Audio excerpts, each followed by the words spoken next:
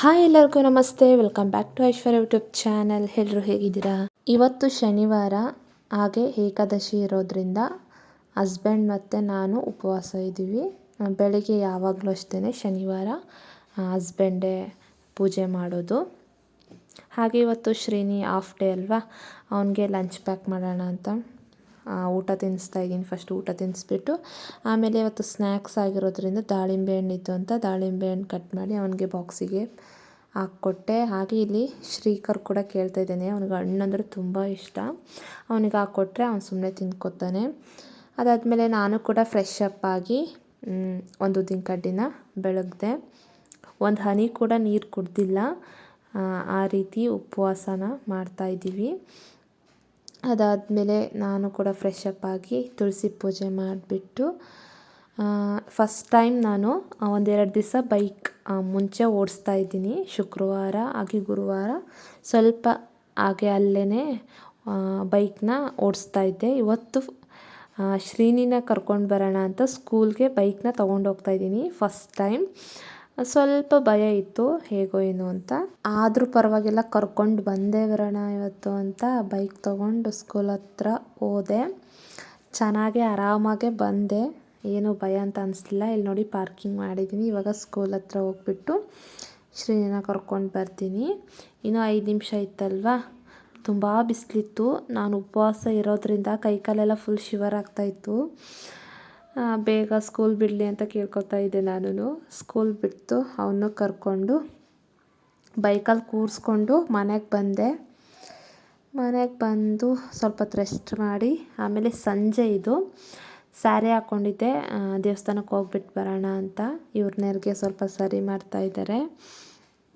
ಹಾಗೆ ಸಂಜೆ ಕಸ ಎಲ್ಲ ಗೂಡಿಸ್ಬಿಟ್ಟು ಇನ್ನೂ ಕೂಡ ನೀರು ಹಣ್ಣು ಏನೂ ತಿಂದಿಲ್ಲ. ಹಸ್ಬೆಂಡ್ ಸ್ವಲ್ಪ ಹಣ್ಣು ನೀರೆಲ್ಲ ಕುಡಿದ್ರು, ನಾನಿನ್ನೂ ಏನೂ ತೊಗೊಂಡಿರಲಿಲ್ಲ. ಸ್ಯಾರಿ ಹಾಕ್ಕೊಂಡು ಸಂಜೆ ಪೂಜೆ ಮುಗಿಸ್ಕೊಂಡು ಎಲ್ಲರೂ ದೇವಸ್ಥಾನಕ್ಕೆ ಹೊರಟ್ವಿ. ಶ್ರೀಕರ್, ಶ್ರೀನಿ, ನಾನು, ಹಸ್ಬೆಂಡು. ಅಲ್ಲೋಗಿ ಹಣ್ಣು ಕಾಯಿ ಎಲ್ಲ ಕೊಟ್ಬಿಟ್ಟು ಅರ್ಚನೆ ಮಾಡಿಸ್ಕೊಂಡು ಸ್ವಲ್ಪ ಹೊತ್ತು ಕೂತಿದ್ದು ಒಂದಿಷ್ಟು ದೇವ್ರ ನಾಮ ಎಲ್ಲ ಹೇಳಿ ಪ್ರದಕ್ಷಿಣೆ ಹಾಕಿ, ಹಾಗೆ ನಾನು ಅಲ್ಲಿ ತೀರ್ಥ ಕೊಡ್ತಾರಲ್ವ, ತುಳಸಿ ತೀರ್ಥ ಕೊಡ್ತಾರೆ, ಅದನ್ನು ಕುಡಿದೆ. ಹಾಗೆ ಇವ್ರಿಗೆ ಸ್ವಲ್ಪ ಬಾಳೆಹಣ್ಣೆಲ್ಲ ಇತ್ತಲ್ಲ, ಅದು ಪ್ರಸಾದ ಕೊಟ್ಟು ಎಲ್ಲರಿಗೂ ಮನೆಗೆ ಬಂದ್ವಿ. ಹಾಗೆ ನಾನು ನಿನ್ನೆ ಸಂಜೆ ಸ್ವಲ್ಪ ನೀರು ಬಾಳೆಹಣ್ಣನ್ನ ತಿಂದ್ಕೊಂಡಿದ್ದೆ ಅಷ್ಟೇ, ಏನೂ ತಿಂದಿರಲಿಲ್ಲ.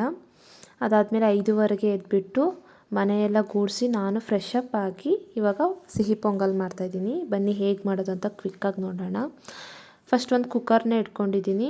ಅದಕ್ಕೆ 2 ಸ್ಪೂನ್ ತುಪ್ಪ ಹಾಕ್ಕೊಂಡು 1 ಲೋಟ ಹೆಸರುಬೇಳೆನ ಹಾಕ್ಕೋತಾ ಇದ್ದೀನಿ. ನೋಡಿ, ಹೆಸರುಬೇಳೆನ ಹಾಕ್ಕೊಂಡು ಚೆನ್ನಾಗಿ ಒಂದು 5 ನಿಮಿಷ ಕಲರ್ ಬರೋವರೆಗೂ ತುಪ್ಪದಲ್ಲೇ ಫ್ರೈ ಮಾಡ್ಕೊಳ್ಳಿ. ಅದಾದಮೇಲೆ ಅದೇ ಲೋಟದಲ್ಲಿ 1 ಕಪ್ ಅಕ್ಕಿನ ತೊಗೊಂಡಿದ್ದೀನಿ, ಅದನ್ನು ವಾಶ್ ಮಾಡಿಬಿಟ್ಟು ಹಾಕ್ಕೋತಾ ಇದ್ದೀನಿ.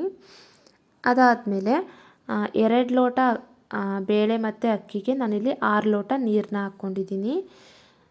1-2ರಿಂದ 3 ವಿಸಲ್ ಕೂಗಿಸ್ಕೊಳ್ಳಿ. ಅದಾದಮೇಲೆ ತುಪ್ಪದಲ್ಲಿ ಡ್ರೈ ಫ್ರೂಟ್ಸ್ ನಿಮಗೆ ಯಾವ್ದು ಬೇಕೋ ಹಾಕ್ಕೊಂಡು ಫ್ರೈ ಮಾಡ್ಕೊಳ್ಳಿ. ಹಾಗೆ ಬೆಲ್ಲ ಕೂಡ 1 ಉಂಡೆ ಬೆಲ್ಲನ ಹಾಕ್ಕೊಂಡು ಕರಗಿಸ್ಕೊಡ್ತಾ ಇದ್ದೀನಿ. ನೋಡಿ, ಈ ರೀತಿ ಅನ್ನ ಚೆನ್ನಾಗಿ ಸ್ಮ್ಯಾಶ್ ಆಗಿರಬೇಕು. ಅದಾದಮೇಲೆ ಬೆಲ್ಲ ಪಾಕ ಮಾಡ್ಕೊಂಡಿದ್ವಲ್ಲ, 1 ಕುಡಿಕೆ ಬೆಲ್ಲ ತೊಗೊಂಡಿದ್ದೀನಿ. ಸಿಹಿ ಸಾಕು, ನಿಮಗೆ ಎಷ್ಟು ಬೇಕೋ ಅಷ್ಟು ನೋಡ್ಕೊಂಡು ಹಾಕ್ಕೊಳ್ಳಿ. ಅದನ್ನು ಶೋಧಿಸ್ಕೊಂಡು ಏಲಕ್ಕಿ ಪೌಡರ್ ಹಾಗೆ ಸ್ವಲ್ಪ ಕಾಯಿ ತುರಿನ ಹಾಕ್ಕೊಂಡಿದ್ದೀನಿ. ನೀವು ಬೇಕಿದ್ರೆ ಹಾಲು ಕೂಡ ಸೇರಿಸ್ಕೋಬೋದು.